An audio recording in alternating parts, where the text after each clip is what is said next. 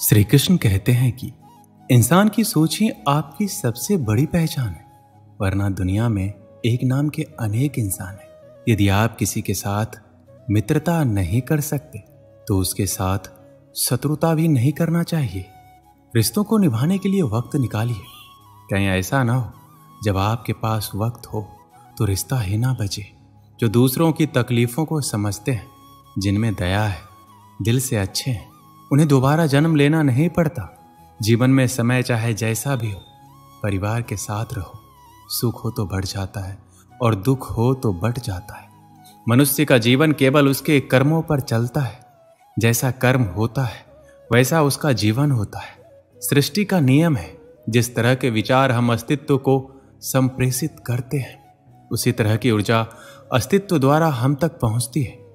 ध्यान रहे, विचारों का सकारात्मक होना अनिवार्य है, तभी राह सरल और सुगम होती चली जाएगी। कभी किसी और के लिए जीने का प्रयास मत करो। किसी और की दृष्टि में अच्छा बनने का चेष्टा मत करो। हम अकेले आए हैं, अकेले ही जाएंगे।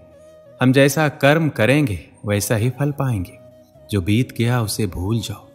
जो कर रहे हो उस पर विश्वास रखो। जो होगा उसकी चिंता छोड़ दो। बस तुम्हें मात्र अपने कर्म करने हैं। पुरस्कृत करने का कार्य नियति का है।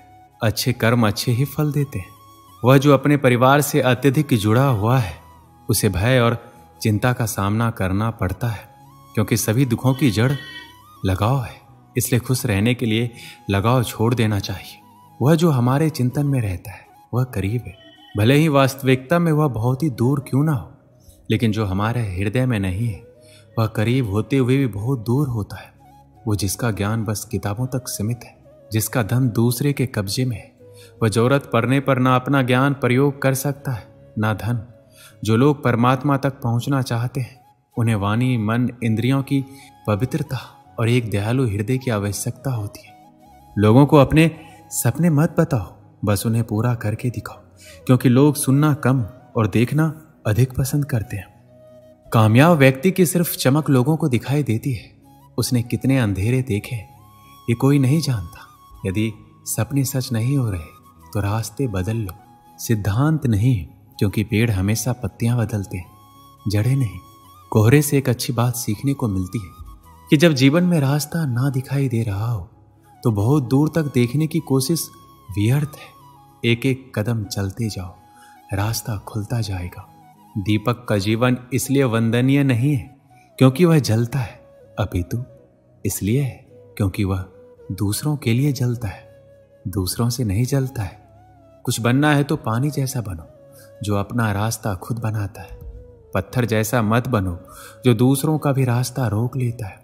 विश्वास में वो शक्ति है जिससे उजड़ी हुई दुनिया में प्रकाश लाया जा सकता है। विश्वास पत्थर को भगवान बना सकता है और अविश्वास भगवान के बनाए इंसान को पत्थर दिल बना सकता है।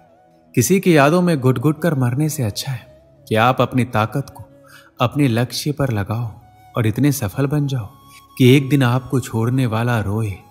जीवन में आपसे कौन मिलेगा ये समय तय करेगा। जीवन में आप किससे मिलेंगे यह आपका दिल तय करेगा।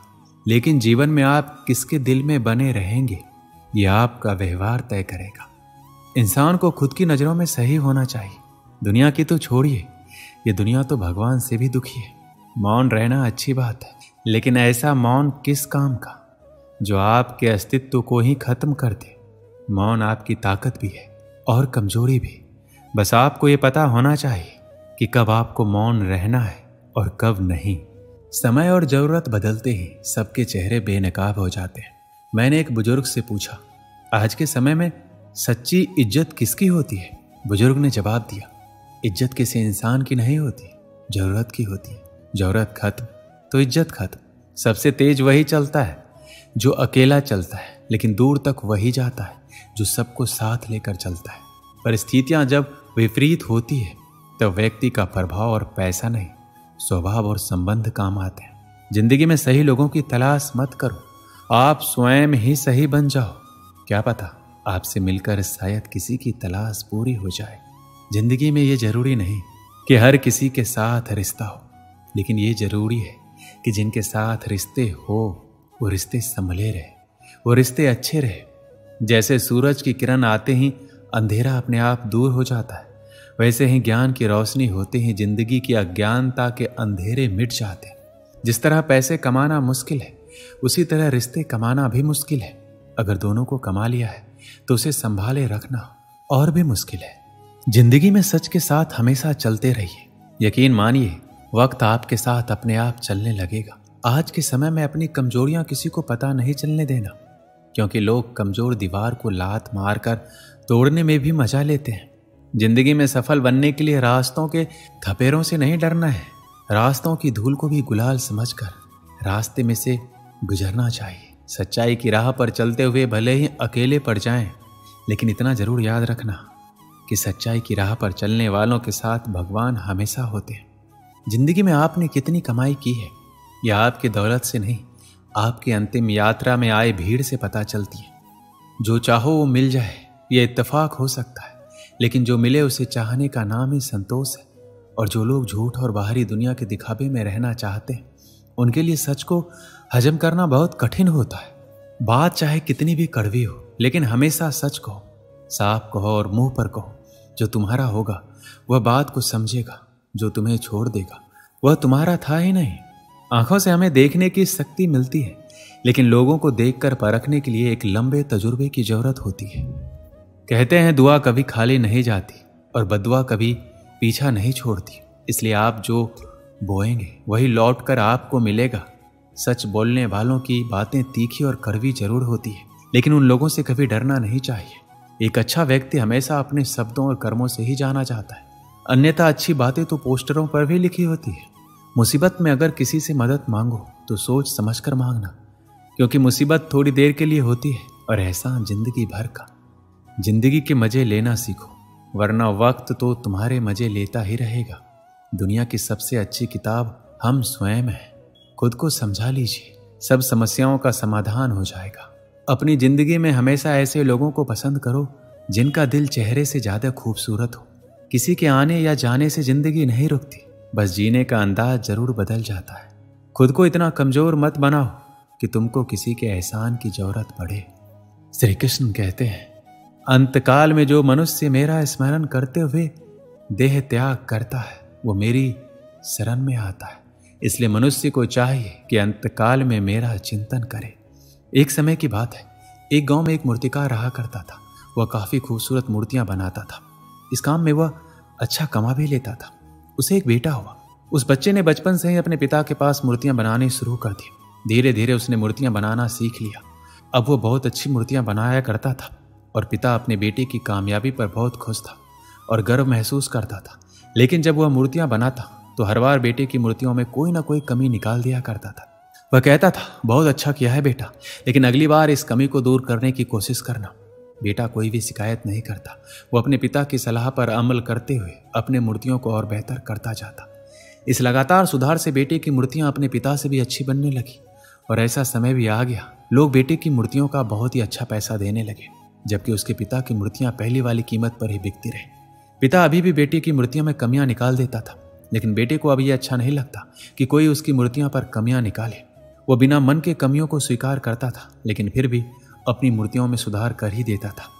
एक दिन ऐसा भी आया जब बेटे के धैर्य ने जवाब दे दिया। पिता इस बार जब कमियां निकाल रहा था तो बेटा बोला, आप तो ऐसा कहते हैं जैसे आप बहुत ही बड़े मूर्तिकार हो। अगर आपको इतनी समझ होती तो आपकी मूर्तियां इतनी कम दाम में नहीं बिकती। मुझे नहीं लगता कि अब आपके सलाह की मुझे जरूरत है। मेरी मूर्तियां बिल्कुल ठीक है। पिता ने जब बेटे की यह बात सुनी तो उसने अपने बेटे को सलाह देना और उसकी मूर्तियों में कमियां निकालना बंद कर दिया। कुछ महीने तो वह लड़का खुश रहा, लेकिन फिर उसने यह महसूस किया कि लोग अब उसकी मूर्तियों की इतनी तारीफ नहीं किया करते जितनी पहले किया करते थे, और उसकी मूर्तियों के दाम भी बढ़ना बंद हो गए और उसकी बिक्री बहुत कम होने लगी। शुरू में तो बेटे को कुछ समझ नहीं आया, लेकिन फिर वह अपने पिताजी के पास गया और उनसे इस समस्या के बारे में सारी बात बताई। उसके पिताजी ने बेटे की बातों को बहुत शांति से सुना और जैसा कि उन्हें पहले से पता था, एक दिन ऐसा समय जरूर आएगा। बेटे ने इस बात को नोटिस किया और पूछा, क्या आप जानते थे कि ऐसा होने वाला है? पिता ने हाँ में उत्तर दिया और बोला, आज से कई साल पहले मैं भी इसी हालात से टकराया था। बेटे ने सवाल किया, तो फिर आपने मुझे समझाया क्यों नहीं? पिताजी ने जवाब दिया, क्योंकि तुम समझना नहीं चाहते थे। मैं जानता हूं कि तुम्हारी जितनी अच्छी मूर्तियां मैं नहीं बनाता हूं। यह भी हो सकती है कि मूर्तियों के बारे में मेरी सलाह गलत हो। ऐसा नहीं है कि मेरी सलाह की वजह से कभी तुम्हारी मूर्तियां बेहतर बनी हो, लेकिन जब मैं तुम्हारी मूर्तियों में कमियां दिखाता था तब तुम अपनी बनाई मूर्तियों में संतुष्ट नहीं होते थे और खुद को बेहतर बनाने की कोशिश करते थे। और वही बेहतर बनाने की कोशिश ही तुम्हारे कामयाबी होने का एक बड़ा कारण था। लेकिन जिस दिन तुम अपने काम से संतुष्ट हो गए और तुमने ये मान लिया कि अब इसमें और बेहतर होने की कोई गुंजाइश ही नहीं है, तब तुम्हारी कामयाबी रुक गई। लोग हमेशा तुमसे बेहतर की उम्मीद रखते हैं और यही कारण है कि अब तुम्हारी मूर्तियों के लिए तुम्हारी तारीफ नहीं होती और ना ही उनके लिए तुम्हें ज्यादा पैसे मिलते। बेटा थोड़ी देर चुप रहा, फिर उसने सवाल किया, तो अब मुझे क्या करना चाहिए? पिता ने एक वाक्य में जवाब दिया, असंतुष्ट होना सीख लो। मान लो कि तुम में हमेशा बेहतर होने की गुंजाइश बाकी है। यही एक बात तुम्हें हमेशा आगे बढ़ने के लिए प्रेरित करती रहेगी, तुम्हें हमेशा बेहतर बनाती रहेगी। इस कहानी से हमें क्या सीख मिलती है? इस संसार में कोई भी इंसान किसी भी काम में 100% उत्तम नहीं है। हर इंसान में कुछ ना कुछ कमी जरूर है। हमें इस कमी को अपने अंदर तलाश करनी चाहिए और इससे बेहतर बनाने की कोशिश करनी चाहिए।